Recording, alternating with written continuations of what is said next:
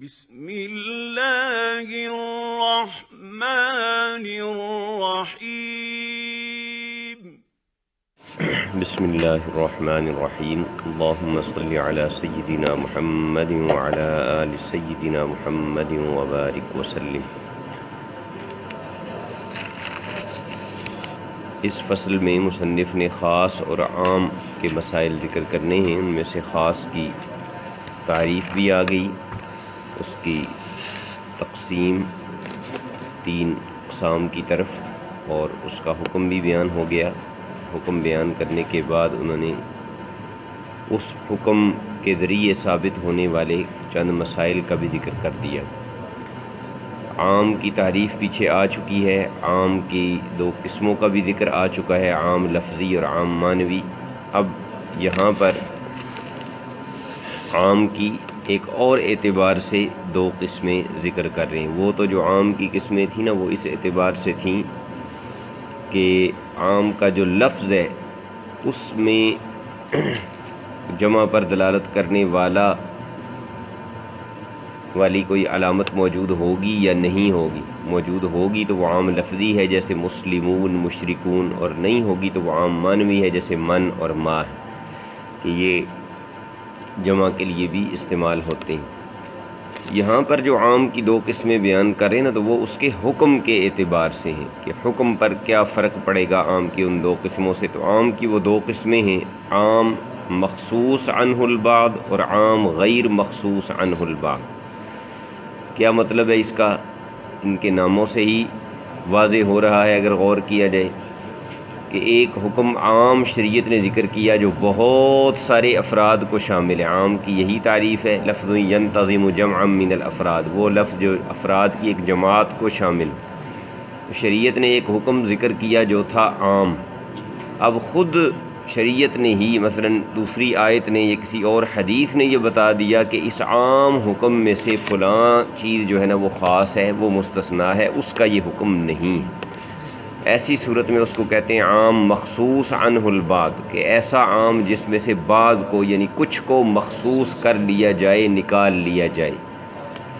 دوسری قسم ہے عام غیر مخصوص عنہ البعض، کہ وہ ایسا عام ہے کہ جس سے کسی کو نکالا نہیں گیا، وہ اپنے عموم پر برقرار ہے، جیسا تھا اس کا حکم، وہ حکم عام تھا تو وہ بس سارے افراد کو ہی شامل ہے اور اس میں کسی فرد کو نکالا نہیں گیا۔ عام اس کی مثال یوں سمجھ لو، پہلے عام گفتگو میں ایک بندہ کہے کہ سب طلباء آئے، تو یہ عام حکم ہے کیونکہ سب طلباء پر لگایا گیا، اور الطلبۃ یہ جمع من الافراد پر دلالت کر رہا ہے، یہ عام ہے۔ اب اس کو اگر اسی طرح چھوڑ دیا جائے گا تو یہ عام غیر مخصوص عنہ البعض ہوگا، لیکن اگر اس میں یہ کہا جائے کہ سارے طلباء آ گئے ہیں مگر فلاں اور فلاں نہیں آئے، تو اس صورت میں ظاہر ہے کہ عام میں سے ان 2 کو نکال لیا گیا ہے، تو اب جو عام ہے یہ عام، اس عام کا نام ہوگا مخصوص عنہ البعض، کہ اس عام کے حکم سے بعض کو خاص کر لیا گیا ہے، نکال لیا گیا ہے۔ یہ ہیں 2 قسمیں۔ اب ان کا حکم بھی الگ الگ ہے، اور اس حکم کو بیان کرنے کے ساتھ ساتھ اس کی مثالیں بھی انہوں نے ذکر کرنی ہیں۔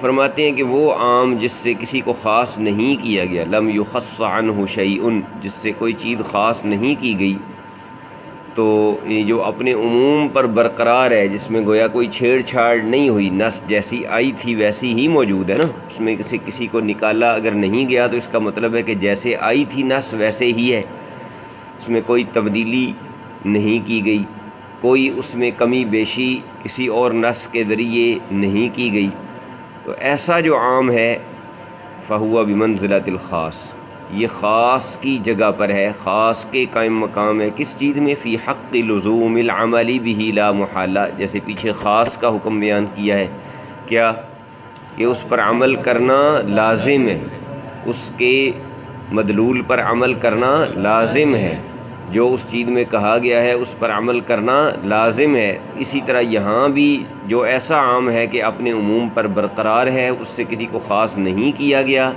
تو وہ بھی حکم کے واجب ہونے میں خاص کی طرح ہی ہے کہ اس پر بھی عمل کرنا لازم ہے، لا محالہ لازم ہے، قطعاً اور یقیناً لازم۔ اسی طرح اگر وہ عقیدے سے تعلق رکھنے والی چیز ہوگی تو اس پر عقیدہ رکھنا ضروری ہوگا، جیسا کہ خاص میں آپ نے پڑھا ہے کہ اگر وہ عمل سے تعلق رکھنے والی چیز ہوگی پھر تو عمل واجب ہوگا نا، اور اگر اس خاص کا جس نص میں ذکر ہے اس نص میں کسی عقیدے کا بیان ہے تو وہ عقیدہ ثابت ہو جائے گا۔ سمجھ آئیے کوئی نہیں؟ مثلاً آیت ختم نبوت جو ہے اس میں نبی کریم صلی اللہ تعالیٰ علیہ وسلم کا جو نام ذکر کیا گیا ہے تو وہ خاص ہے یا نہیں؟ خاص فردی، خاص نوعی اور خاص جنسی، 3 قسمیں آپ نے پڑھی ہیں۔ تو حضور علیہ الصلوۃ والسلام کا اس میں گرامی ذاتی نام وہاں آیا ہوا ہے، ما کان محمد ابا احد من رجالکم ولکن رسول اللہ وخاتم النبیین۔ اب اس میں جو عقیدہ ثابت ہوگا وہ کیا ہے کہ جس کو رسول اللہ اور خاتم النبیین کہا جا رہا ہے وہ ایک خاص فرد ہے اور اس میں کسی دوسرے کا کوئی احتمال موجود نہیں ہے، کیونکہ اس کی وضع مسمى معلوم کے لیے ہے، ایک خاص شخصیت کے لیے اس کی وضع ہے۔ اور مرزا قادیانی کے کفر کی ایک وجہ یہ بھی ہے، یوں تو اس کے کفر کی ہزاروں وجہ ہیں لیکن ایک وجہ اس کے کفر کی یہ بھی ہے کہ اس نے ان قرآنی آیات میں جن میں خاص کا ذکر تھا تو اس میں اس نے اس کا مصداق اپنے آپ کو قرار دیا، اس نے کہا کہ میں بھی محمد ہوں معاذ اللہ، اور اس طرح کے جو الفاظ ہیں قرآنی تو ان میں جن کا ایک مفہوم متعین، جن کا معنی متعین اور جن پر عمل کرنا لازم، اور اگر عقیدے سے ہوں تو ان کے مطابق عقیدہ رکھنا بھی واجب، تو اس میں اس نے تبدیلی کرنے کی، تحریف کرنے کی کوشش کی ہے۔ تو یہاں بھی ایسے ہی ہے، عام میں بھی، کہ اگر وہ اس آیت میں کوئی حکم دیا گیا ہے جو عمل سے تعلق رکھتا ہے تو ظاہر ہے اس پر عمل کریں گے، لیکن اگر اس میں کسی عقیدے کا بیان ہے تو پھر اس میں ایمان رکھنا بھی، اس پر عقیدہ رکھنا بھی ضروری ہو جائے گا۔ اس میں ہمارے جو اسلاف ہیں، ائمہ دین ہیں، ان سے یہ چیز منقول ہے اور ان کے بارے میں یہ چیز ثابت ہے کہ انہوں نے جس طرح خاص سے استدلال کیا ہے تو انہوں نے عام سے بھی استدلال کیا ہے، یعنی ایک حکم اگر بیان کیا گیا ہے اور اس میں کسی کا استثناء نہیں ہے، کسی کو اس میں سے خاص نہیں کیا گیا، تو انہوں نے اس حکم کے عموم پر استدلال کیا ہے اور انہوں نے بتایا ہے کہ یہ حکم سب کے لیے ہوگا۔ یہ تو ہے جمہور کا مذہب، یعنی جمہور کا معنی ہوتا ہے کہ اکثریت جو اہل علم ہیں ان کا مذہب یہ ہے۔ امام شافعی رضی اللہ تعالی عنہ کا عام کے بارے میں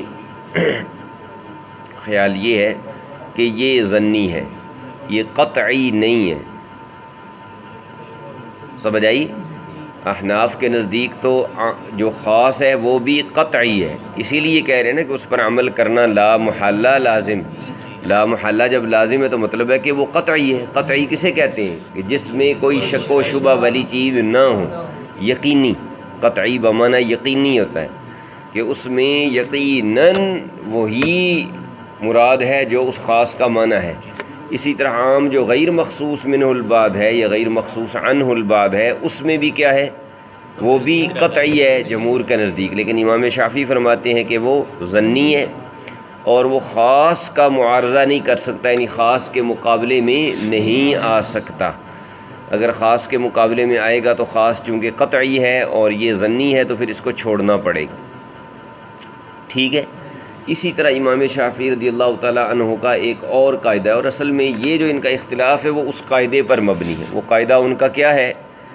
وہ قاعدہ یہ ہے کہ ما من عام الا وقد خص عنہ البعض۔ وہ کہتے ہیں کوئی عام شریعت میں ایسا ہے ہی نہیں کہ جس میں سے کسی کو خاص نہ کیا گیا ہو، یعنی کوئی بھی عموم اپنے عموم پر نہیں ہے۔ سمجھ آئیے؟ ہر عام سے کچھ نہ کچھ چیزیں جو ہیں وہ خاص ضرور کرنی پڑیں گی، یہاں تک کہ جو اللہ تعالیٰ کے بارے میں آیات ہیں، ان اللہ علی کل شیء قدیر، جس کے بارے میں عوام یہی سمجھتی ہے کہ یہ تو بہت عام آیت ہے۔ کیا مطلب؟ کہ اللہ تعالیٰ ہر چیز پر قادر ہے، ہر چیز پر قادر ہے۔ اس میں عموم ہے یا نہیں؟ لیکن اہل علم جانتے ہیں کہ یہ بھی مخصوص عنہ البعض ہے، اس میں سے بھی کچھ چیزوں کو خاص کرنا واجب ہے ورنہ کفر لازم آئے گا۔ وہ کیسے؟ کہ علی کل شیء قدیر کا اگر عوام والا معنی سمجھا جائے کہ ہر چیز پر اللہ تعالیٰ قادر ہے، تو ہر چیز میں تو پھر اللہ تعالیٰ اس بات پر بھی قادر ہوگا کہ وہ دوسرا کوئی خدا یا اپنا شریک پیدا کر دے، یا نبی کریم صلی اللہ تعالیٰ علیہ وسلم کے بعد کسی اور نبی کو پیدا کرنے پر، کسی اور نبی کو مبعوث کرنے پر بھی وہ قادر ہو، حالانکہ ان چیزوں پر وہ قادر نہیں ہے۔ ان چیزوں کی طرف اس کی قدرت کی نسبت کرنا ٹھیک نہیں ہے۔ کیوں کہ اس نے خود یہ خبر دے دی ہے کہ میں حضور کے بعد کسی کو نبی نہیں بناؤں گا۔ اب اگر ان کے بعد بھی وہ ان کو نبی بنائے تو پھر اس کے اپنے کلام میں جھوٹ لازم آتا ہے، کذب لازم آتا ہے، اور اللہ تعالیٰ کذب سے پاک ہے۔ یہ صرف آپ کو مثال دی ہے، یہ مسئلے علم العقائد کے ہیں اور بڑے لمبے چوڑے مسئلے ہیں، یہاں ان کو نہیں سمجھایا جا سکتا، صرف ایک اشارہ کیا ہے کہ امام شافعی کیا فرماتے ہیں، ما من عام الا وقد خص عنہ البعض، کہ کوئی عام ایسا نہیں ہے کہ جس سے کسی نہ کسی کو 2 4 6 چیزوں کو نکالا نہ گیا ہو۔ تو یعنی ان کے نزدیک عام کی 2 قسمیں ہیں ہی نہیں، عام کی ایک ہی قسم ہے مخصوص منہ البعض، اور اس کے بارے میں تو آپ ہمارا بھی آگے حنفیوں کا بھی چل کے پڑھیں گے تو پھر اتنا زیادہ فرق باقی نہیں رہ جاتا اگر اس ان کے قاعدے کو دیکھ لیا جائے۔ بہرحال امام شافعی کے نزدیک عام جو ہے یہ ظنی ہے، اور یہ خاص کا معارضہ نہیں کر سکتا، مقابلہ نہیں کر سکتا، بلکہ اگر ایک نص عام ہے اور ایک خاص ہے تو وہ کہتے ہیں وہ خاص جو ہے وہ عام کو بھی خاص بنا دے گی، یعنی خاص کو ترجیح دیں گے، خاص کو فوقیت حاصل ہوگی عام پر، کیونکہ خاص قطعی ہے اور عام قطعی نہیں ہے۔ اب یہاں تک تو آ گیا عام کی 2 قسموں کا بیان، جو حکم کے اعتبار سے 2 قسمیں ہیں، اور اس میں جمہور کا کے نزدیک عام کا حکم کیا ہے اور امام شافعی کے نزدیک عام کا حکم کیا ہے۔ اب آگے اسی طرح جیسے انہوں نے خاص کا حکم بیان کرنے کے بعد اس کے کچھ تفریعات ذکر کی تھیں، اس حکم سے نکلنے والے کچھ مسائل، ثابت ہونے والے کچھ مسائل بیان کیے تھے، اور ان کا مقصد کیا تھا کہ طالب علم کو وہ حکم واضح ہو جائے، کیونکہ جب کسی چیز کو بیان کیا جاتا ہے تو پھر اس کے متفرعات کو بیان کر دیا جائے تو وہ چیز خوب واضح ہو جاتی ہے، جس نے سمجھنا ہو نا، جس کا سمجھنے کا ارادہ ہو تو اس کے لیے پھر وہ چیز بالکل نکھر کر سامنے آ جاتی ہے کہ اس چیز سے یہ مسائل کیسے ثابت ہوئیں۔ تو عام سے بھی اسی طرح یہ بیان کرتے ہیں، پہلے عام مخصوص منہ البعض اور پھر عام غیر مخصوص، یعنی پہلے عام غیر مخصوص منہ البعض کو بیان کریں گے اور پھر عام مخصوص منہ البعض کو بیان کریں گے۔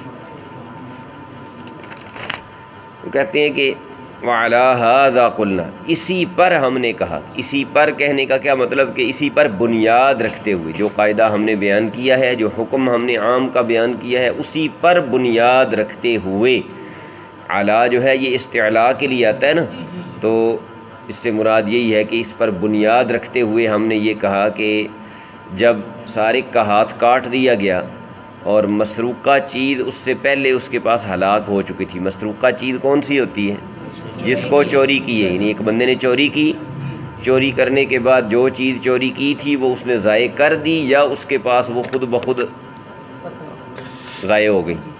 مثال کے طور پہ پیالہ کسی کا تھا قیمتی شیشے کا، وہ چوری کیا اور اس کے ہاتھ سے، چوری کرنے کے بعد اس کے ہاتھ سے گرا اور وہ ٹوٹ گیا، یا اس نے خود توڑ دیا۔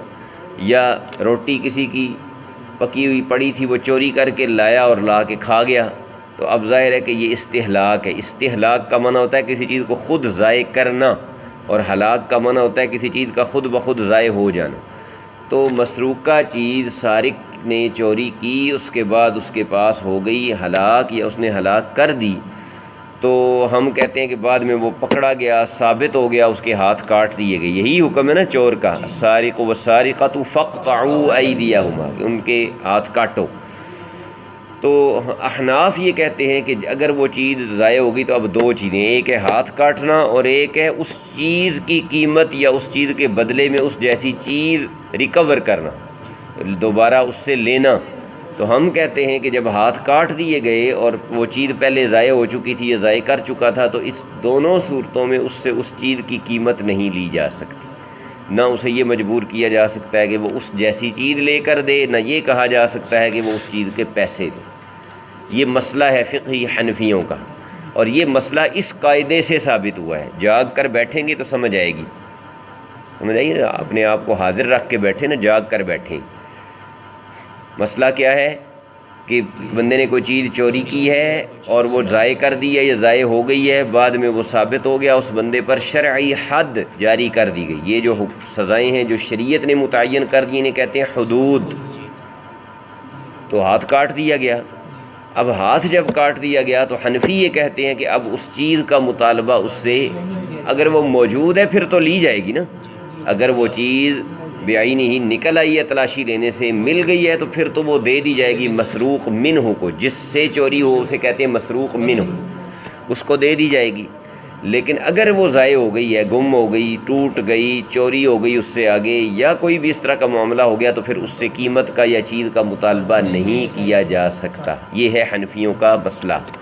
اب اس مسئلے کو انہوں نے کس سے ثابت کیا ہے کہ ضمان نہیں ثابت ہوگی۔ ضمان اسی کو کہتے ہیں، کسی چیز کے بدلے میں جو اس جیسی چیز یا اس کی قیمت لی جاتی ہے نا، اس کو کہتے ہیں ضمان۔ اور یہاں یہ بھی یاد رکھ لو کہ اس میں دو احتمال ہوتے ہیں، اگر وہ چیز موجود ہو تو پھر تو وہی چیز بعینی ہی واپس لی جاتی ہے، اگر وہ چیز ہو جائے ضائع تو پھر اگر تو وہ مثلی ہے۔ مثلی ان چیزوں کو کہتے ہیں کہ جن جیسی چیزیں بعینی ہی بازار میں مارکیٹ میں مل جاتی ہیں، انہیں کہا جاتا ہے کہ یہ کیا ہے، مثلی، مثل یعنی اس جیسی چیز مل جاتی ہے۔ یہ ایک کیٹیگری ہے جو شریعت نے مقرر کی ہے کہ چیزوں میں سے کچھ مثلی ہیں جن جیسی چیز مل جاتی ہے۔ مثلا آپ نے کسی کا فون ضائع کر دیا ہے تو اس جیسا ظاہر ہے مل جاتا ہے تو آپ اس جیسا لے کر دیں گے، اور جن چیزوں کی مثل نہیں ہوتی انہیں کہا جاتا ہے قیمی، قاف کے ساتھ، یعنی ان کی قیمت دی جاتی ہے، پرائس لگوائی جاتی ہے اور وہ دی جاتی ہے۔ سمجھ آ گیا؟ مثلا کسی کی بکری چوری کی، مار ڈالی یا ذبح کر کے کھا گیا، تو اب ظاہر ہے کہ یہ جانور جو ہوتے ہیں نا تو ان کی قیمتوں میں بہت زیادہ فرق ہوتا ہے۔ ایک بکری آپ لینے جائیں گے تو وہ 30,000 کی ہوگی اور دوسری لینے جائیں گے تو لاکھ روپے کی ہوگی، ان میں فرق ہے بہت زیادہ۔ یعنی ایگزیکٹلی ایک جانور کے ساتھ کا دوسرا جانور آپ نہیں ڈھونڈ سکتے، ڈھونڈیں گے بھی تو بہت زیادہ آپ کو مشکل پیش آئے گی۔ رنگ ایک جیسا نہیں ہوگا، گوشت ایک جیسا نہیں ہوگا، نسل ایک نہیں ہوگی۔ سمجھ آ گیا؟ تو ہم یہ کہتے ہیں کہ اس سے مطالبہ نہیں کیا جا سکتا، نہ ہی اس جیسی چیز کا اور نہ ہی اس کی قیمت کا۔ یہ کیسے ثابت کیا؟ لأن القطع جزاء جمیع ما اکتسبہ السارق۔ ہم کہتے ہیں کہ جو آیت ہے نا، یہ جس میں حد سرقہ بیان ہوئی ہے، چوری کی حد، چوری کی سزا بیان ہوئی ہے، اس آیت میں ہے جزاء بما کسب، جو کچھ بھی اس نے کیا، جو کچھ بھی اس نے کیا اس کی جزا ہے۔ یہ چاہت جو کاٹے جا رہے ہیں یہ بدلہ ہے کس کا؟ جو کچھ اس نے کیا ہے، نکالا من اللہ، اور اللہ کی طرف سے سزا ہے، اس کا اپنے کرتوت کا بدلہ ہے اور اللہ کی طرف سے سزا اور عذاب ہے۔ اب اس میں ما کا کلمہ آیا ہے جو تم پڑھ چکے ہو کہ عام ہے، عام معنوی ہے۔ ما کسب میں ما میں عموم ہے، ما کا معنی ہوگا جو کچھ بھی اس نے کیا ہے، جو کچھ بھی اس نے کیا ہے۔ اب جو کچھ میں چوری کرنا بھی شامل ہے اور اس چیز کو ضائع کرنا بھی شامل ہے، یہ دونوں شامل ہیں۔ جب یہ دونوں شامل ہیں تو قرآن کہہ رہا ہے کہ اس سارے کچھ کی جزا ایک ہی چیز ہے، اور وہ کیا؟ ہاتھ کاٹنا۔ جب ہاتھ کاٹ دیے گئے ہیں تو یہ سارے کچھ کی جزا بن گئی ہے، لہذا اس میں اس کو ڈیوائیڈ نہیں کیا جا سکتا کہ دو سزائیں ہوں، ایک ہو اس کے چوری والے ایکٹ کی، اس فعل کی سزا ہو، اور ایک جو اس نے بعد میں ضائع کیا تو اس کے بدلے میں اس جیسی چیز یا اس کی قیمت لی جائے۔ ہم کہتے ہیں کہ ایسا نہیں ہو۔ ضمان لأن القطع جزاء جمیع ما اکتسبہ السارق، ہاتھ کاٹنا یہ بدلہ ہے تمام اس چیز کا جو اس نے کمایا، جو کچھ اس نے کیا، جو کچھ اس نے کیا ہے، کمٹ کیا ہے، جو کچھ بھی، اس سارے کچھ کا بدلہ ہے یہ۔ کیوں؟ فإن کلمۃ ما عامۃ، کلمہ ما عام ہے، یتناول جمیع ما وجد من السارق، یہ شامل ہے۔ تناول یتناول کا معنی ہوتا ہے شامل ہونا، گھیر لینا۔ یہ شامل ہے ان تمام کاموں کو جو اس کی طرف سے پائے گئے، اس کے تمام مکسوبات۔ کسب یکسب کا معنی ہوتا ہے کچھ کمانا یا کوئی کام کرنا۔ جو کچھ بھی اس نے کیا ہے، چوری بھی ہے، استہلاک یا ہلاک وغیرہ ہے، سب کچھ کا بدلہ کیا ہے؟ قطع ہے۔ یہ کلمہ ما جو ہے نا، یہ اس کے عموم نے یہ بتایا ہے کہ جزاء بما کسب، یہ بدلہ ہے اس جو کچھ بھی اس نے کیا، اور جو کچھ اس نے کیا اس میں چوری بھی شامل ہے اور بعد والا کام بھی شامل ہے۔ اب اگر اس میں تفصیل کی جائے اور زمان بھی لازم کی جائے تو خرابی کیا لازم آتی ہے، اس کو بتاتے ہیں کہ وہ بھی تقدیری ایجاب الضمان، اگر ہم زمان کو واجب کرنے والے آپشن پہ غور کریں، تقدیر کا لفظ جو ہے نا یہاں یہ آپشن کے معنی میں ہوگا، یعنی اگر ہم یہ بھی کہیں کہ ہم زمان بھی واجب کرتے ہیں، اس پر ہاتھ بھی کاٹیں گے، اور اگر وہ چیز نہیں دی تو کہیں گے بھئی اس جیسی چیز لے کر دو یا اس کے پیسے دو، زمان اگر واجب کریں گے تو پھر صرف ہاتھ کاٹنا سارے عمل کی سزا تو نہیں بنے گی، سارے عمل کی سزا ہاتھ کاٹنا نہیں بنے گا، بلکہ پھر ڈویژن ہو جائے گی، تقسیم ہو جائے گی۔ کیسے کہ کہا جائے گا کام بھی دو اور سزائیں بھی دو، ایک ہے چوری کرنا، اس کی سزا ہے ہاتھ کاٹنا، اور دوسرا ہے ضائع کرنا، اس کی سزا ہے زمان۔ کو پلے پڑی ہے بات کو نہیں پڑی؟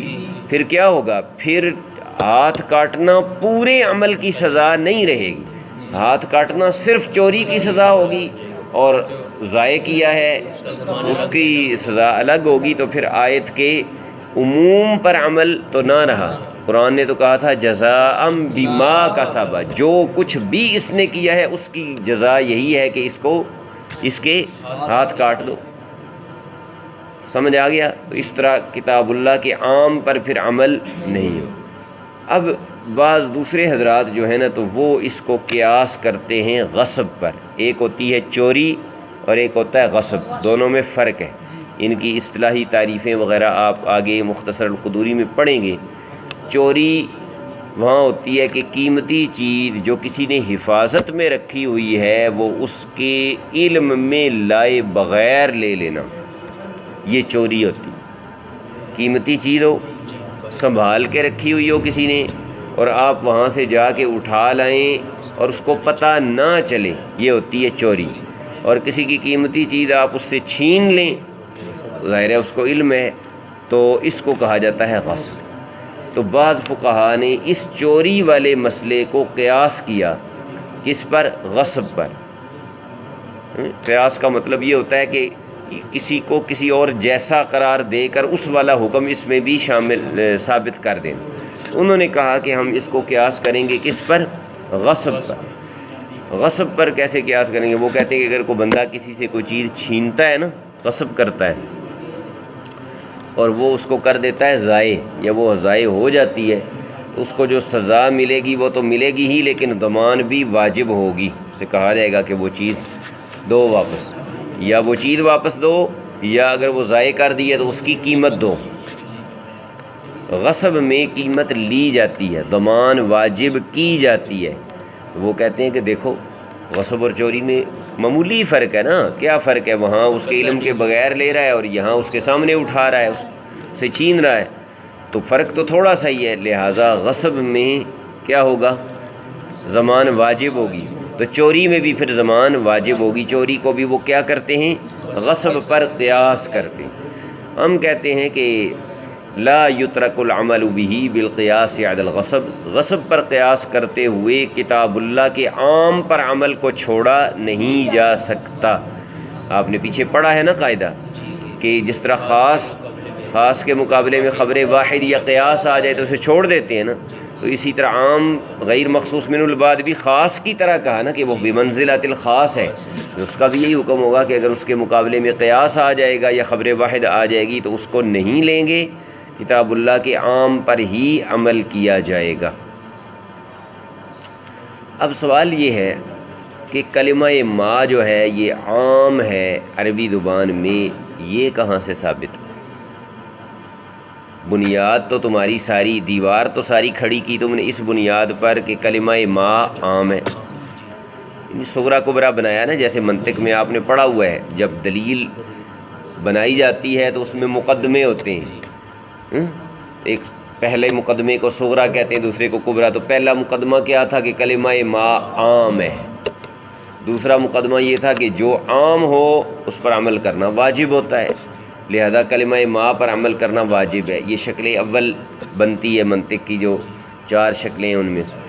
تو اس تمہارے دلیل کا جو پہلا مقدمہ ہے کہ کلمہ ما عام ہے، اس پر کوئی دلیل تو دو نا، اس کو ثابت تو کرو کہ کلمہ ما عام ہے۔ تو مصنف اس کی دلیل دیتے ہیں، کہتے ہیں والدلیل علی ان کلمۃ ما عامۃ، کہ اس بات پر دلیل کہ کلمہ ما عام ہے، امام محمد رحمہ اللہ تعالیٰ کا ذکر کیا ہوا ایک مسئلہ ہے کہ انہوں نے کہا کہ اگر مولا نے، مولا کسے کہتے ہیں؟ جو مالک ہوتا ہے، آقا ہوتا ہے کسی غلام کا، کسی لونڈی کا، جو آقا ہوتا ہے، ان کا مالک ہوتا ہے، اسے کہتے ہیں مولا۔ ویسے آزاد شدہ غلام کو بھی مولا کہتے ہیں، اس کے بہت سارے معنی ہیں، لیکن یہاں جو معنی مراد ہے وہ یہی ہے۔ اس نے اپنی جاریہ کو، جاریہ کسے کہتے ہیں؟ لونڈی کو کیا کہا کہ اس دور میں یہ ہوتا تھا نا لونڈیوں غلاموں کا سلسلہ، تو پھر آقا اگر کسی بات پہ خوش ہوتے تھے تو وہ کہہ دیتے تھے کہ اگر یوں ہو گیا تو آزاد ہے۔ سمجھ آ رہی ہے بات؟ آزاد کرنا ان کے لیے تو بہت بڑی ایک چیز تھی نا کہ آزادی مل جائے، تو وہ پھر کیا کرتے تھے؟ جیسے آج کل لوگ منت مانتے کہ اگر میرا یہ کام ہو گیا تو میں اتنی دیگیں دوں گا، یہ کام ہو گیا تو اتنے لوگوں کو کھانا کھلاؤں گا۔ تو اسی طرح وہ اس دور میں کہا جاتا تھا کہ اگر یوں ہو گیا یا اگر تو یہ کر دے تو آزاد ہے۔ اس نے اپنی لونڈی کو جو کہ حاملہ تھی، جس کے ہاں بچہ پیدا ہونے والا تھا، اسے کہا کہ اگر تیرے پیٹ میں لڑکا ہوا نہیں، اگر تو نے لڑکے کو جنم دیا نا تو آزاد ہے، ٹھیک ہے؟ تو اس نے جب پیدائش ہوئی تو وہ لڑکا بھی تھا اور لڑکی بھی تھی، یعنی وہ جڑواں تھے، لڑکا اور لڑکی دو پیدا ہو گئے، غلام اور جاریہ۔ جاریہ لونڈی کو بھی کہتے ہیں اور جاریہ چھوٹی بچی کو بھی کہتے ہیں، سمجھ آئیے؟ دونوں معنی۔ اور غلام یہ وہ عبد کے معنی میں بھی آتا ہے اور غلام کا معنی لڑکا بھی ہوتا ہے۔ لِأَهَبَ لَكِ غُلَامًا زَكِيًّا، قرآن کریم میں لڑکے کے معنی میں، بچے کے معنی میں آیا ہے۔ تو اس نے ایک بچے کو اور ایک بچی کو جنم دیا، توأمین اوپر لکھا ہوا ہے۔ توأم کہتے ہیں ٹوئنز کو، جو اکٹھے پیدا ہوں ان کو عربی میں توأم کہتے ہیں، توأمان، یہ دونوں توأم ہیں آپس میں، یعنی ایک ہی پیٹ سے پیدا ہوئے، ایک ہی حمل سے پیدا ہوئے۔ تو امام محمد نے مسئلہ یہ ذکر کیا کہ وہ لونڈی آزاد نہیں ہوگی۔ کیوں؟ اس لیے کہ کلمہ ما عام ہے۔ اس نے کہا تھا ان کان ما فی بطنک غلامن، جو کچھ بھی تیرے پیٹ میں ہے اگر وہ لڑکا ہوا تو آزاد ہے۔ تو وہ جو کچھ اس کے پیٹ میں ہے وہ لڑکا تو نہیں نکلا، وہ تو لڑکا اور لڑکی دونوں نکلے ہیں، تو لہٰذا عموم جو اس کے کلام کا ہے وہ پورا نہیں ہوا، شرط نہیں پائی گئی، اور شرط نہ پائی جائے تو جزا بھی نہیں پائی جاتی۔ شرط کیا تھی؟ ان کان ما فی بطنک غلامن، جزا کیا تھی؟ فانت حرۃ، تو جزا نہیں پائی جائے گی کیونکہ شرط نہیں پائی گئی۔ شرط کب پائی جاتی؟ جب سارا حمل لڑکا ہی ہوتا، جب کہ سارا حمل لڑکا نہیں ہے، اور سارا حمل لڑکا ہو یہ کیسے ثابت ہے؟ ماں سے۔ تو امام محمد جس طرح فقہ کے امام ہیں وہ لغت کے بھی امام ہیں، سمجھ آئی؟ تو ان کا یہ مسئلہ ذکر کرنا اور یہ استدلال کرنا، یہ اس بات کی دلیل ہے کہ کلمہ ما عام ہے۔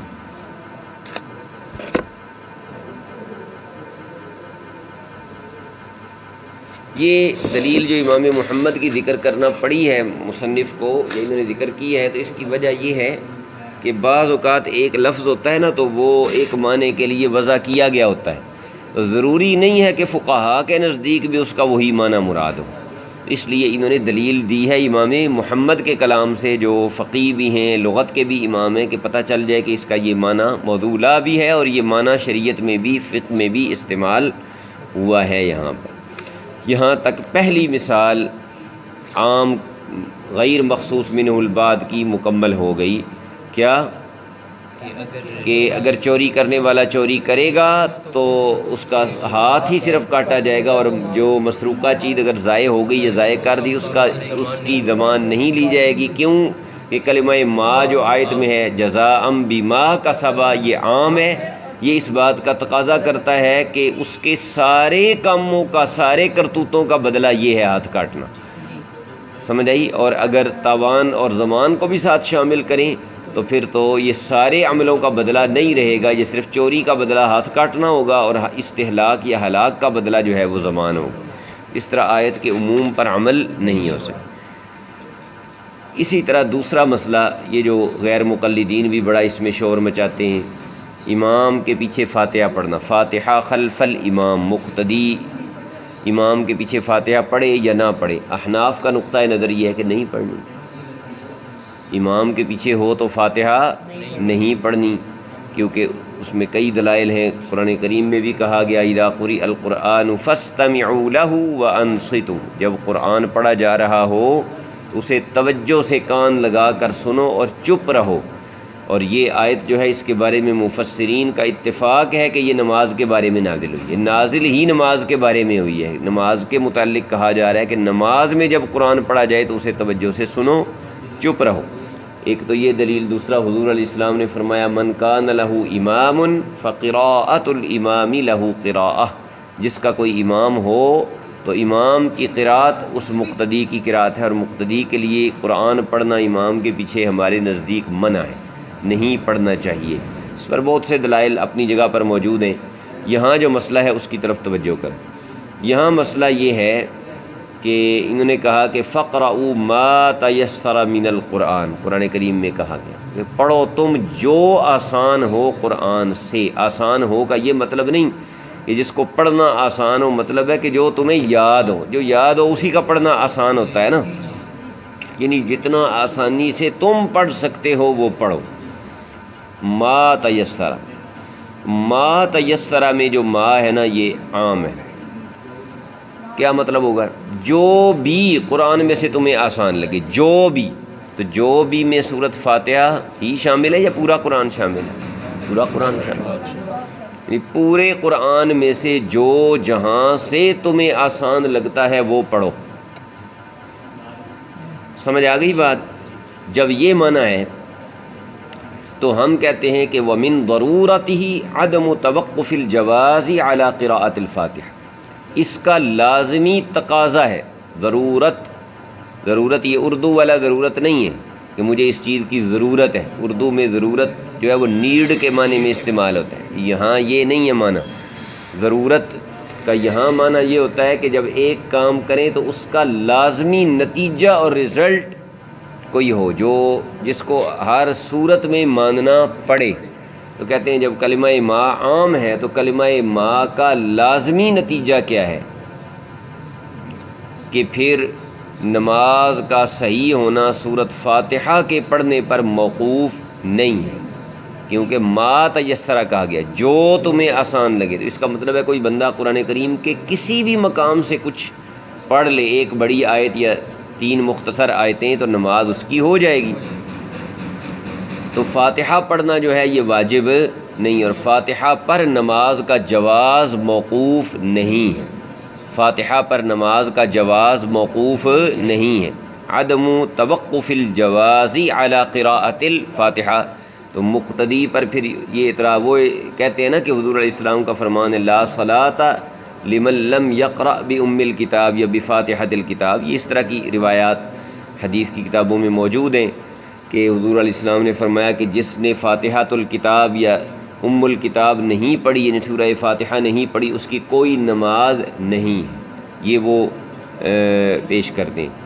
تو ہم کیا کہتے ہیں؟ ہم کہتے ہیں کہ یہ جو ہے نا لا صلاۃ الا بفاتحۃ الکتاب یا لا صلاۃ لمن لم یقرأ بفاتحۃ الکتاب وغیرہ، تو ان پر بھی تو عمل کرنا ہے نا، وہ کہتے ہیں، تو لہٰذا وہ ان کے ذریعے اس عام کو خاص کر دیں گے، عام کو خاص کر دیں گے۔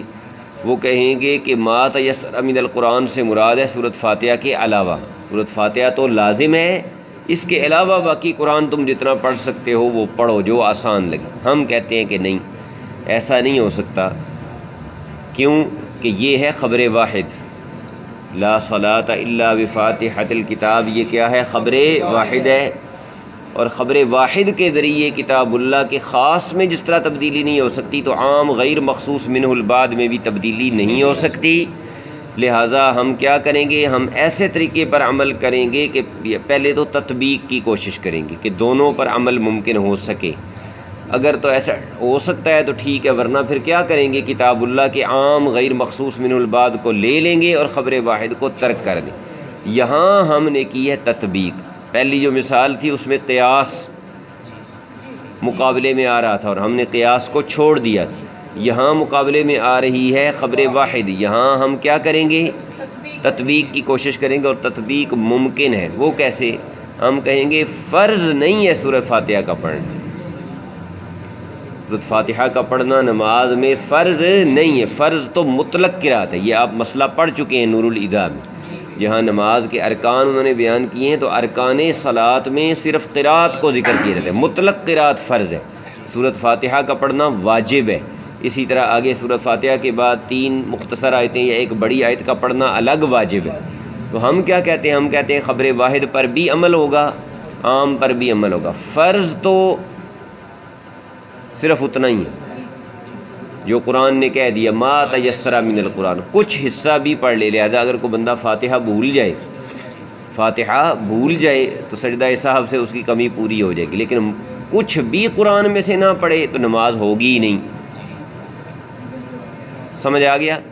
تو خبر واحد پر کیسے عمل کیا؟ ہم نے کہا کہ اس طرح عمل کریں گے کہ لا یتغیر بہ حکم الکتاب، کہ اس سے کتاب کے حکم میں کوئی تبدیلی نہیں آنی چاہیے، عام اپنی جگہ پر رہنا چاہیے، عام کو اپنی جگہ پر رکھتے ہوئے اس میں کوئی تبدیلی کیے بغیر اگر اس خبر واحد پر عمل کر سکتے ہو تو کرو۔ تو ہم تو کر سکتے ہیں، کیسے؟ کہ ہم کہیں کہ مطلق قرات فرض ہے اور سورۃ فاتحہ کا پڑھنا واجب ہے، ٹھیک ہے؟ اب سوال یہ ہے کہ تم کہہ رہے ہو کہ واجب ہے، تو واجب کے ترک سے تو چیز کا وجود تو ختم نہیں ہوتا، جبکہ حضور فرما رہے ہیں لا صلاۃ الا بفاتحۃ الکتاب، کوئی نماز نہیں ہے۔ لا کون سا ہے؟ لا نفی جنس ہے، کوئی نماز نہیں اس بندے کی جس نے سورۃ فاتحہ نہیں پڑھی۔ تو حضور تو نفی فرما رہے ہیں نماز کی، نماز کے وجود کی ہی نفی فرما رہے ہیں، اور تم کہتے ہو کہ یہ واجب ہے، تو واجب کے چھوڑنے سے تو نماز کی نفی نہیں ہوتی۔ تو اس کا جواب دیا کہ ہم کہتے ہیں کہ یہ جو نفی ہے یہ بظاہر وجود کی طرف متوجہ ہے، وجود کی نفی ہے، لیکن حقیقت میں یہ وجود کی نفی نہیں، یہ کمال کی نفی۔ اور ایسی درجنوں جو ہے نا احادیث پیش کی جا سکتی ہیں، اور ایسی آیات بھی پیش کی جا سکتی ہیں۔ قرآن کریم کا بھی یہ اسلوب ہے، اور حضور علیہ الصلاۃ والسلام کا بھی یہ اسلوب ہے۔ یہ تم جو علم بلاغت پڑھ رہے ہو تو اس میں یہ آگے یہ ساری چیزیں آئیں گی کہ بعض اوقات بظاہر یوں لگتا ہے کہ کسی چیز کے وجود کی نفی ہے، لیکن وجود کی نفی نہیں ہوتی بلکہ کمال کی نفی ہوتی۔ سمجھ آئیے؟ جیسے کسی بندے سے کوئی غلط کام ہو جائے تو ہم کیا کہتے ہیں؟ یہ بھی کوئی بندہ ہے؟ کہتے ہیں کوئی نہیں۔ یہ بھی کوئی انسان ہے؟ کہتے ہیں نا۔ تو کیا مطلب ہوتا ہے؟ مطلب یہ ہوتا ہے کہ یہ اعلیٰ درجے کا انسان نہیں ہے، یہ کامل درجے کا انسان نہیں ہے۔ سمجھ آ گیا نا؟ یا گاڑی کوئی ہو بیچاری ماڑی سی، تو کیا کہتے ہیں؟ یہ بھی کوئی گاڑی ہے۔ تو کیا مطلب ہوتا ہے؟ کہ یہ اعلیٰ نہیں ہے۔ تو کمال کی نفی ہوتی ہے بعض اوقات، اور چیز کے پورے وجود کی نفی نہیں ہوتی۔ یہاں بھی کمال کی نفی کی گئی ہے، یعنی مطلب کیا ہے کہ اس کی نماز کامل نہیں۔ اس کی بے شمار مثالیں ہیں۔ حضور علیہ السلام کا فرمان ہے لا ایمان لمن لا امانۃ لہ، لا دین لمن لا عہد لہ۔ کہا ہے کوئی نہیں؟ تو اس کا کیا مطلب ہے کہ جو بندہ امانت میں خیانت کرے گا کافر ہو جائے گا؟ کافر تو نہیں ہوگا، مطلب ہے اس کا ایمان کامل نہیں ہے، کامل نہیں ہے۔ تو اسی طرح یہاں بھی کمال کی نفی ہے، وجود کی نفی نہیں ہے، لہذا مطلق قرات فرض ہوگی، اور وہ ثابت ہوگی کتاب اللہ کے ساتھ، اور قراءت فاتحہ واجب ہوگی، اور یہ ثابت ہوگی کس کے ساتھ؟ اس خبر کے ساتھ۔ ٹھیک ہے جی؟ یہ جو حدیث شریف ہے یہ بڑی بہت زیادہ تعداد میں اس کو روایت کیا ہے۔ یہ جو 6 کتابیں صحاح ستہ سب نے ہی اس کو روایت کیا ہے۔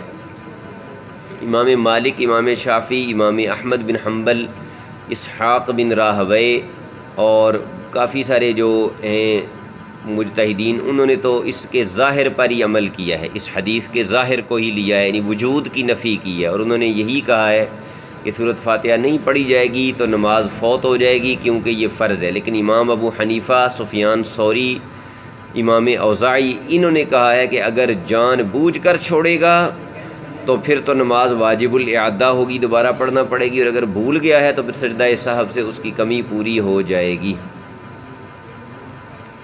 یہ ہے اس کی تفصیل